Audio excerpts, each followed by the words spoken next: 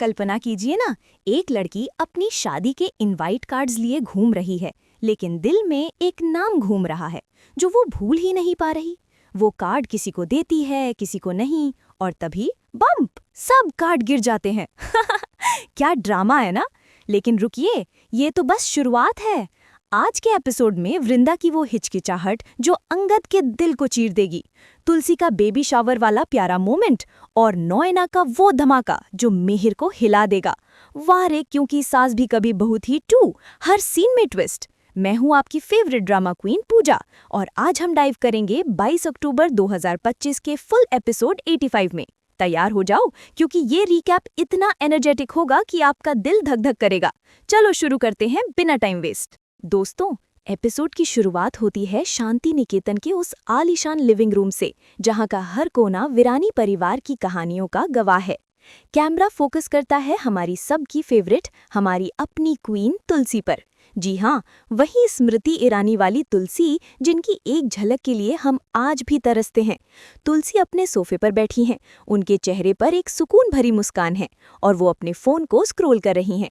शायद वो परिवार के फोटोज देख रही होंगी, या फिर किसी नए सोशल कॉज के बारे में पढ़ रही होंगी। लेकिन तभी पिंग पिंग पिंग पिंग, एक के बाद एक कई मैसेजेस की आवाज गूंजती है।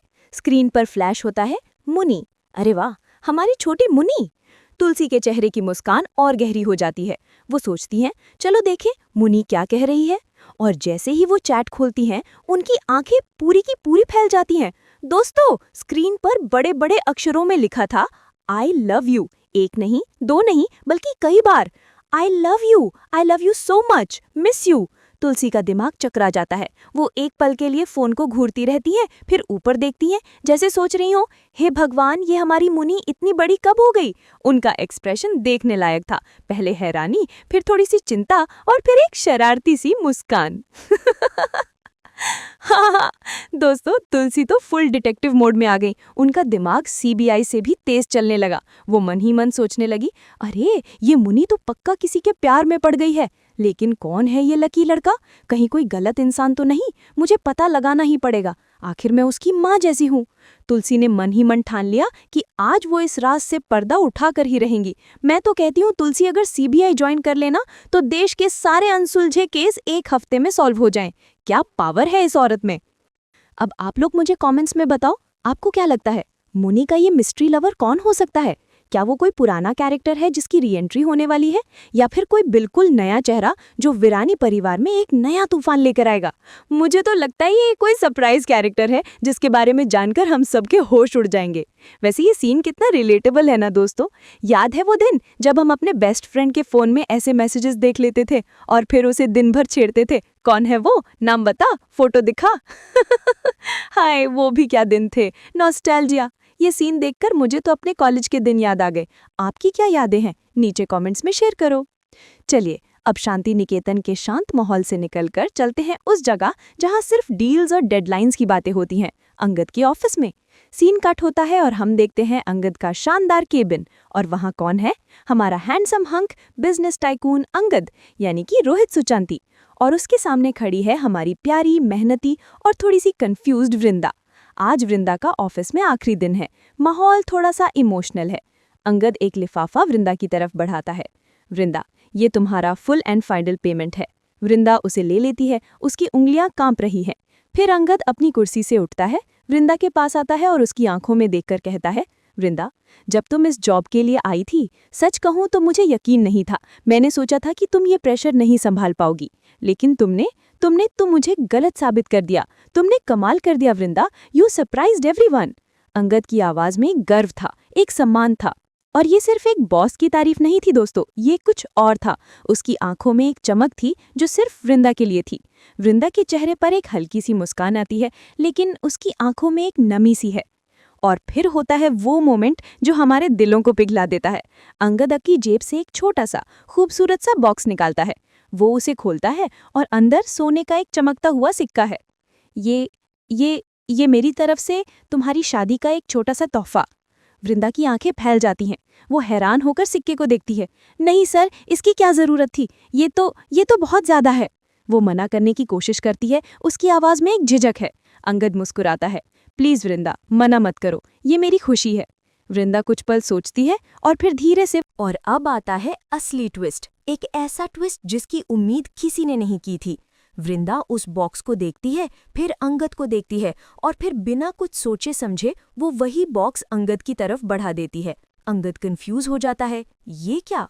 वृंदा एक गहरी सांस लेती है और कहती है, ये आपकी शादी के लिए मेरी तरफ से। बूम! दोस्तों, क्या सीन था वो! एक पल के लिए तो अंगद भी हैरान रह गया। फिर दोनों की नजरें मिलती हैं और दोनों खिलखिलाकर हंस पड़ते हैं। अरे दोस्तों, कितना क्यूट, कितना प्योर और कितना दर्द भरा मोमेंट था ये। उनकी हंसी में एक खुशी थी, लेकिन उस खुशी के पीछे एक गहरा दर्द छिपा हुआ था। वो दोनों बातें करने लगते हैं, पुरानी यादें ताज़ा करते हैं। ऑफिस का पहला दिन, पहली मीटिंग, पहली गलती, पहली तारीफ, सब कुछ। अंगद कहता है, वृंदा, सच कहूं तो मैं तुम्हें बहुत मिस करूंगा यार। तुम्हारे बिना ये ऑफिस जैसा नहीं लगेगा। वृंदा की आंखें फिर से नम हो जाती हैं, लेकिन वो अपने आंसुओं को पी जाती है। वो स्ट्रांग बने रहने की कोशिश करती है। अंगद आगे कहता है, लेकिन क्या पता, अगर किस्मत में लिखा हो तो हम फिर मिलेंगे। ये सुनकर वृंदा का दिल टूट जाता है, क्योंकि वो जानती है ये शायद उनकी आखिरी मुलाकात है। हाय, ये सीन देखकर तो मेरा दिल पिघल गया। पूजा यहाँ आप सबसे पूछ रही है, अगर आपकी लाइफ में ऐसा कोई दोस्त या कोलीग हो जिसे आप मन ही मन पसंद करते हो लेकिन कह नहीं पाते, और फिर उसे हमेशा के लिए अलविदा कहना पड़े, तो आप क्या करोगे? क्या आप अपनी फीलिंग्स बता दोगे या वृंदा की तरह खामोश रहोगे? इस इमोशनल मोमेंट पर चर्चा करने के लिए और ऐसे ही दिल छू लेने वाले सीन्स की डीप एनालिसिस के लिए ड्रामा क्वीन पूजा को अभी के अभी सब्सक्राइब करो। बेल आइकन दबाना मत भूलना, वरना आप बहुत कुछ मिस कर दोगे। चलो, अब कहानी में थोड़ा और आगे बढ़ते हैं। फास्ट फॉरवर्ड, सीन बदलता है और अब हम वृंदा को मुंबई की सड़कों पर देखते हैं। उसके हाथ में अपनी शादी के इनविटेशन कार्ड्स का एक बंडल है। वो एक एक करके अपने जानने वालों को कार्ड बांट रही है। पहले वो अपने पुराने पड़ोसी वल्लभ भाई को मिलती है। अरे वल्लभ अंकल, कैसे हैं आप? आपको मेरी शादी में जरूर आना है। वो मुस्कुराकर कार्ड देती है और अंकल जी उसे आशीर्वाद देते हैं। वृंदा खुश दिख रही है, लेकिन क्या वो सच में खुश है? उसके दिल के किसी कोने में तो अब भी अंगद का ही नाम है। वो आगे बढ़ती है, अपने ख्यालों में खोई हुई, और तभी बम! वो किसी से जोर से टकरा जाती है। धड़ाम! उसके हाथ से सारे कार्ड्स छूटकर हवा में बिखरकर जमीन पर गिर जाते हैं, जैसे वृंदा के सपने बिखर गए हों। और वो टकराई किससे थी? अरे, ये तो हमारी ऑल टाइम विलेन मिताली है। मिताली, जिसकी आंखों में हमेशा वृंदा के लिए जहर भरा रहता है। फर्श पर बिखरे हुए कार्ड्स को देखकर वृंदा के चेहरे का रंग उड़ जाता है, लेकिन मिताली के चेहरे पर देखो तो जरा। उसके चेहरे पर तो एक शैतानी मुस्कान है, जैसे वो ये सब देखकर बहुत खुश हो रही हो, जैसे वो जीत गई हो। वो बनावटी चिंता दिखाते हुए कहती है, ओहो सॉरी वृंदा, मेरा ध्यान नहीं था। लेकिन तेरी शादी तो वैसे भी बहुत जल्दी हो रही है ना, इतनी भी क्या जल्दी थी कार्ड बांटने की? देखा आपने, क्या जहरीला टॉन्ट था। दोस्तों, ये मिताली तो कभी सुधर ही नहीं सकती, लेकिन आज हमारी वृंदा ने उसे करारा जवाब दिया। उसने कोई ड्रामा नहीं किया, कोई बहस नहीं की। उसने बस एक शांत मुस्कान के साथ मिताली को देखा और कहा, कोई बात नहीं मिताली, और फिर वो शांति से अपने कार्ड्स उठाने लगी। ब्रावो गर्ल, ये हुई ना बात। मैं पूजा यहाँ आपको बताना चाहती हूँ कि लाइफ में ऐसे बहुत से मिताली जैसे लोग और बम्प्स आते हैं जो आपको गिराने की कोशिश करते हैं, लेकिन आपको वृंदा की तरह स्ट्रांग रहना है, अपनी स्माइल को अपनी ताकत बनाना है और आगे बढ़ते जाना है। वैसे क्या आपके साथ कभी कोई ऐसा फनी या एम्बैरेसिंग एक्सीडेंट हुआ है, जैसे किसी पार्टी में खाना गिरा देना या गलत इंसान को मैसेज भेज देना? अपने फनी मोमेंट्स नीचे कमेंट्स में शेयर करो। चलो थोड़ा हंसते हैं। अब आता है एपिसोड का सबसे प्यारा, सबसे इमोशनल और सबसे खूबसूरत part, baby shower. Scene shift होता है महाराज की बेटी गुड़िया के घर। घर को पीले और गुलाबी फूलों और गुब्बारों से बहुत खूबसूरती से सजाया गया है, और वहाँ एंट्री होती है हमारी तुलसी की, और उनके साथ है उनका लाडला बेटा ऋतिक। तुलसी की हाथों में बड़े बड़े गिफ्ट्स के पैकेट्स हैं, ट्रेडिशनल बेबी शावर वाले गिफ्ट्स, छोटे छोटे कपड़े, खिलौने, चांदी की पायल और न जाने क्या क्या। तुलसी जैसे ही प्रेग्नेंट गुड़िया को देखती हैं, उनके चेहरे पर एक ममतामय मुस्कान आ जाती है। वो आगे बढ़कर गुड़िया को गले लगा लेती हैं। मेरी बच्ची, कैसी है तू? अपना ख्याल तो रख रही है ना? तुलसी उसके गाल पर प्यार से हाथ फेरती हैं। बेटी, प्रेगनेंसी का ये समय बहुत खास होता है। खुद का पूरा ख्याल रखना। मैं तुझे कुछ टिप्स देती हूँ, उन्हें ज़रूर फॉलो करना। हमेशा हेल्दी खाना खाओ, पूरी नींद लो, खुश रहो और सबसे ज़रूरी अपने परिवार का सपोर्ट हमेशा अपने साथ रखना। फिर तुलसी वहाँ मौजूद सभी लोगों को बेबी शावर की रस्म का असली मतलब समझाती हैं। ये गोद भराई की रस्म सिर्फ एक पार्टी या जश्न नहीं है, ये एक संदेश है, एक वादा है। ये इस बात का संदेश है कि आने वाले बच्चे की परवरिश की जिम्मेदारी सिर्फ माँ की नहीं है। ये संदेश है कि माँ इस सफ़र में अकेली नहीं है। हम सब, पूरा परिवार, पूरा समाज उसके साथ है। आने वाले नन्हे मेहमान की देखभाल करना हम सब की जिम्मेदारी है। तुलसी की बातें सुनकर गुड़िया की आंखें भर आती हैं। ऋतिक भी इमोशनल हो जाता है। दोस्तों, ये सीन तो सीधा दिल को छू गया। कितनी गहरी और कितनी सच्ची बात कही तुलसी ने। काश दुनिया की हर सास तुलसी जैसी होती, जो अपनी बहू को बेटी समझती और उसे इतना प्यार और सपोर्ट देती। ड्रामा क्वीन पूजा यहाँ आपको याद दिलाना चाहती है, अगर आप या आपके आसपास कोई मॉम टू बी है तो तुलसी के ये टिप्स ज़रूर ट्राई करें। और हाँ, अगर आप भी ऐसी ही प्यारी फैमिली मोमेंट्स देखना पसंद करते हैं तो मेरे चैनल को सब्सक्राइब करना बिल्कुल मत भूलना। चलिए अब वापस चलते हैं वृंदा की उलझी हुई कहानी पर। वो अपनी शादी का इनविटेशन कार्ड देने के लिए शांति निकेतन पहुंचती है। उसका मकसद सिर्फ और सिर्फ तुलसी आंटी को इनवाइट करना है। वो गेट पर पहुंचती है, उसका दिल जोर जोर से धड़क रहा है। उसे डर है कि कहीं उसका सामना अंगद से ना हो जाए। वो सिक्योरिटी गार्ड से पूछती है, क्या तुलसी आंटी घर पर है?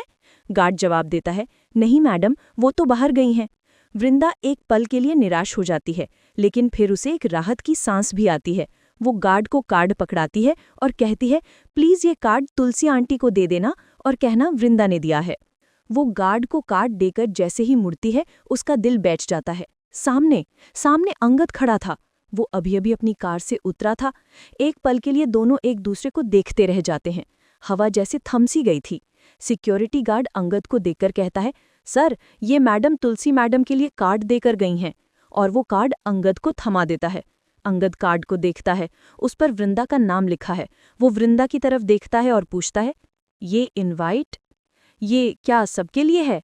वृंदा हिचकिचाती है, उसकी नज़रें झुक जाती हैं। वो क्या कहे, वो कैसे कहे कि वो उसे अपनी शादी में नहीं बुलाना चाहती, क्योंकि उसे देखकर उसका दिल और ज्यादा टूटेगा। वो धीमी आवाज़ में कहती है, नहीं अंगद, ये सिर्फ तुलसी आंटी के लिए है। तुम जानते हो ना, हमारे पास्ट का ड्रामा। मैं नहीं चाहती कि मेरी शादी में कोई तमाशा हो। अंगद का चेहरा उतर जाता है। उसकी आंखों में दर्द साफ दिखाई देता है। वृंदा की ये हिचकिचाहट, उसका ये इनकार अंगद के दिल को चीर देता है। आज के एपिसोड का टाइटल बिल्कुल जस्टिफाई हो गया। फिर अंगद खुद को संभालते हुए कहता है, इट्स ओके, मैं समझता हूँ। फिर वो एक और बॉम्ब फोड़ता है, मैं दिवाली पर एंगेजमेंट कर रहा हूँ। ये सुनकर वृंदा के पैरों तले जमीन खिसक जाती है। वो किसी तरह अपने चेहरे पर एक झूठी मुस्कान लाती है और कहती है, ओह, कॉन्ग्रेचुलेशंस अंगद। लेकिन उसकी उदास आंखें उसकी सारी कहानी कह रही थीं। अब दोनों के पास कहने के लिए कुछ नहीं बचा था।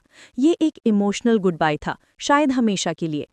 अंगद कहता है, तो ये हमारी लास्ट मीटिंग है? वृंदा बस सिर हिला देती है। अंगद एक फीकी सी मुस्कान के साथ कहता है, कितनी अजीब बात है ना वृंदा, हमारी पहली मुलाकात यस सर से शुरू हुई थी और हमारी आखिरी मुलाकात भी यस सर पर ही खत्म हो रही है। दोनों की आंखों में एक अनकहा कनेक्शन, एक अधूरा प्यार साफ नजर आ रहा था। दोस्तों, ये सीन देखकर तो मेरी आंखों में भी आंसू आ गए। कितना दर्दनाक होता है ना, किसी से इतना प्यार करना और फिर उसे हमेशा के लिए खो देना। पूजा आप सबसे पूछना चाहती है, प्यार में इतनी हिचक, इतनी मजबूरियां क्यों आती हैं? क्या वृंदा ने सही किया? आपके विचार जानने के लिए कमेंट सेक्शन खुला है। अब ड्रामा का एंगल बदलते हैं और चलते हैं एक नए रहस्य की तरफ। सीन शिफ्ट होता है नॉयना के रूम में। नॉयना, जो बाहर से जितनी शांत और सुलझी हुई दिखती है, अंदर से उतनी ही रहस्यमयी है। वो यूएस जाने के लिए अपनी पैकिंग कर रही है। वो एक एक करके अपने कपड़े सूटकेस में रख रही है और तभी धड़ाम, अलमारी के ऊपर से एक पुराना बॉक्स नीचे गिर जाता है। उसकी बहन कमरे में आती है और पूछती है, दी, ये क्या गिरा? इस बॉक्स में क्या है? नॉयना घबरा जाती है। वो जल्दी से उस बॉक्स को उठाती है और छिपाने की कोशिश करती है। अरे कुछ नहीं, तू जा, मेरा बाकी सामान ले आ। चल पैकिंग पर फोकस करते हैं। वो अपनी बहन को टाल देती है। लेकिन दोस्तों, ड्रामा क्वीन पूजा की पारखी नजरों से कुछ नहीं छिप सकता। मैंने देख लिया, उस बॉक्स के कोने से एक काली साड़ी का पल्लू झांक रहा था। एक काली साड़ी? अब आप सोच रहे होंगे इसमें क्या बड़ी बात है, लेकिन दोस्तों, ये कोई मामूली काली साड़ी नहीं है। इसके पीछे एक बहुत बड़ा राज छिपा है, कोई गहरा सीक्रेट, कोई अधूरी कहानी। हा हा हा, सस्पेंस ही सस्पेंस। ये काली साड़ी का राज क्या है? क्या ये किसी की मौत से जुड़ा है या किसी पुराने प्यार की निशानी है? मुझे तो लगता है इसका कनेक्शन सीधा मिहिर वीरानी से है। आपका क्या ख्याल है? अपनी थ्योरीज कमेंट्स में और अब आता है इस एपिसोड का क्लाइमैक्स, वो सीन जिसने हम सब के होश उड़ा दिए। ऑफिस का माहौल है, मिहिर अपने केबिन में टेंशन में टहल रहा है और उसके सामने खड़ी है नोइना, जिसके चेहरे पर एक अजीब सी रहस्यमय मुस्कान है। मिहिर गुस्से और बेबसी में कहता है, नोइना, आखिर तुम चाहती क्या हो? पैसा, प्रॉपर्टी, कंपनी में हिस्सेदारी? तुम जो मांगोगी मैं तुम्हें वो सब कुछ देने के लिए तैयार हूँ। बस मेरी जिंदगी मत मांगो, प्लीज मुझे और तुलसी को अकेला छोड़ दो। मिहिर की ये बात सुनकर नोइना जोर से हंसती है, एक ऐसी हंसी जिसमें जीत का एहसास था। वो मिहिर के पास आती है, उसकी आंखों में आंखें डालकर देखती है और कहती है, मिहिर, मुझे तुमसे कुछ नहीं चाहिए, ना पैसा ना प्रॉपर्टी। और फिर वो लाइन कहती है जिसने जमीन हिला दी। वो कहती है, मिहिर, मुझे तुम चाहिए, I want you. Boom! Shock! सन्नाटा! मिहिर का मुंह खुला का खुला रह गया, उसे अपने कानों पर यकीन नहीं हुआ। दोस्तों, ये बॉम्ब तो इस एपिसोड का सबसे बड़ा हाईलाइट था। तुलसी मिहिर का रिश्ता, जो पहले से ही इतने मुश्किल दौर से गुजर रहा है, अब दांव पर लग चुका है। नोइना, जिसे हम सब अब तक एक अच्छी दोस्त, एक सपोर्टर समझ रहे थे, उसका असली चेहरा आज सामने आ गया। वो शराफत का चोला ओढ़कर एक बहुत बड़ा गेम प्लान कर रही थी। और ये twist, oh my God! Ekta Kapoor ma'am, आप जीनियस हो। अब आप सोचिए आगे क्या होगा। क्या मिहिर नोइना की ये बात मान जाएगा? क्या वो तुलसी को धोखा देगा? और जब तुलसी को इस सच का पता चलेगा तो क्या होगा? शांति निकेतन में भूचाल आ जाएगा। दोस्तों, अगला एपिसोड तो मिस करना मतलब पाप है। दोस्तों, चलो थोड़ा सा फ्लैशबैक में चलते हैं, थोड़ा बैकग्राउंड रिकैप करते हैं, ताकि जो नए व्यूअर्स आज पहली बार ड्रामा क्वीन पूजा के चैनल पर आए हैं, वो भी कहानी से पूरी तरह कनेक्ट हो जाएं। तो क्योंकि सास भी कभी बहू थी 2 ये कोई नया शो नहीं है, बल्कि ये हमारे दिलों पर राज करने वाले उस आइकॉनिक शो का रिबूट है जो साल 2000 में आया था। ये शो 2025 में एक नए अवतार में वापस आया है। हमारी प्यारी तुलसी वापस आ गई हैं। मिहिर का ड्रामा आज भी वैसा ही है, लेकिन इस बार कहानी में नई जेनरेशन के कैरेक्टर्स हैं, जैसे कि हमारी वृंदा, हैंडसम अंग। पिछले कुछ एपिसोड्स में हमने देखा कि कैसे वृंदा, जो एक मिडिल क्लास लड़की है, अंगद की कंपनी में जॉब ज्वाइन करती है। धीरे धीरे दोनों के बीच एक अनकहा रिश्ता बनता है, दोनों एक दूसरे से प्यार करने लगते हैं। लेकिन हमेशा की तरह फैमिली प्रेशर और क्लास डिफरेंस की वजह से उनका रिश्ता टूटने की कगार पर है। वृंदा की शादी कहीं और तय हो जाती है। वहीं दूसरी तरफ नोइना है, जो मिहिर की बिजनेस पार्टनर और दोस्त बनकर वीरानी परिवार में दाखिल हुई है। उसका असली मकसद मिहिर और तुलसी को अलग करना है, लेकिन वो ये सब बहुत ही शातिर और सॉफ्ट तरीके से कर रही है। और हाँ, एक और ट्रैक चल रहा था परी का, जो बा की पुश्तैनी हवेली को हड़पना चाहती थी, लेकिन तुलसी ने वहां स्कूल बनवाकर उसके प्लान पर पानी फेर दिया। हा, एकता कपूर मैम का यही तो कमाल है। हर किरदार के पास अपनी एक कहानी है, अपना एक मोटिव है। अगर आपने ये सब मिस कर दिया है तो टेंशन नॉट, ड्रामा क्वीन पूजा के चैनल पर प्लेलिस्ट बनी हुई है, जाकर सारे पुराने रिकैप्स देख डालो। अब वापस आते हैं आज के एपिसोड पर और करते हैं वृंदा और अंगद के उस ऑफिस वाले सीन पर एक डीप डाइव। जरा उस सीन को फिर से अपनी आंखों के सामने लाइए। ऑफिस का वो ठंडा माहौल, कांच की दीवारों के पार भागती हुई दुनिया और उस केबिन के अंदर 2 टूटे हुए दिल। अंगद जब कहता है, वृंदा, तूने मेरी लाइफ चेंज कर दी, तेरी वो स्माइल, तेरा वो काम करने का तरीका। वो अपनी बात पूरी भी नहीं कर पाता कि वृंदा उसे बीच में ही रोक देती है। सर प्लीज़, बस, थैंक यू। दोस्तों, क्या आपने वृंदा की आवाज़ में उस दर्द को महसूस किया? वो सर शब्द एक दीवार की तरह था, जिसे वृंदा ने जानबूझकर अपने और अंगद के बीच खड़ा कर दिया था। वो उसे यह एहसास दिलाना चाहती थी कि उनके बीच अब कोई पर्सनल रिश्ता नहीं बचा है, लेकिन अंदर ही अंदर वो टूट रही थी। उसकी आत्मा चीख चीख कर कहना चाहती थी, अंगद, मैं तुमसे प्यार करती हूँ, लेकिन वो कह नहीं पाई। ये जो अनसीन केमिस्ट्री थी ना दोनों के बीच, वो किसी भी बॉलीवुड मूवी से कम नहीं थी। रोहित सुचांती और की एक्टिंग को तो मैं 10 में से 10 नंबर दूंगी। उनकी आंखों ने वो सब कह दिया जो उनके होंठ नहीं कह पाए। मैं पूजा हूँ और मैं सोच रही हूँ कि अगर मेरी लाइफ में ऐसा कुछ होता, अगर मुझे किसी को इस तरह अलविदा कहना पड़ता, तो मैं क्या करती। शायद मैं इतनी बहादुर नहीं बन पाती, शायद मैं सब कुछ कन्फेस कर देती, जो होगा देखा जाएगा। आपका क्या ख्याल है? क्या प्यार में प्रैक्टिकल होना ज़रूरी है या इमोशनल? नीचे लाइक का बटन दबाओ अगर आप भी अंगद और वृंदा को एक साथ देखना चाहते हो। #wingrid4ever। अब चलो उस बेबी शावर वाले सीन को थोड़ा और एक्सपैंड करते हैं। वो सिर्फ एक रस्म नहीं थी दोस्तों, वो एक मास्टर क्लास थी कि एक परिवार को कैसा होना चाहिए। जब तुलसी गिफ्ट्स खुलवा रही थीं, तो हर गिफ्ट के साथ वो गुड़िया को एक आशीर्वाद और एक सीख दे रही थीं। जब छोटे छोटे कपड़ों का सेट निकला, तो तुलसी ने चाहा, बेटी ये कपड़े जितने नर्म हैं, बच्चे का दिल भी उतना ही नाजुक होता है, उसे हमेशा प्यार से संभालना। जब खिलौने निकले तो उन्होंने कहा, बच्चे के साथ बच्चा बनकर ही उसकी दुनिया को समझा जा सकता है। ऋतिक भी वहां अपनी माँ को गर्व से देख रहा था। वो हंसकर बोला, माँ आप तो हर चीज़ की एक्सपर्ट हो, आपको तो परफेक्ट सास और माँ का अवार्ड मिलना चाहिए। ये जो फैमिली बॉन्डिंग थी ना, यही इस शो का कोर है, इसकी आत्मा है। आज के ज़माने में जहाँ परिवार बिखर रहे हैं, वहाँ ये शो हमें रिश्तों की अहमियत सिखाता है। ड्रामा क्वीन पूजा की आप सबसे एक छोटी सी सलाह है, अगर आपकी कोई दोस्त या रिश्तेदार प्रेग्नेंट है, तो उसके लिए एक प्यारा सा बेबी शावर ज़रूर प्लान करें। उसे एहसास दिलाएं कि वो अकेली नहीं है।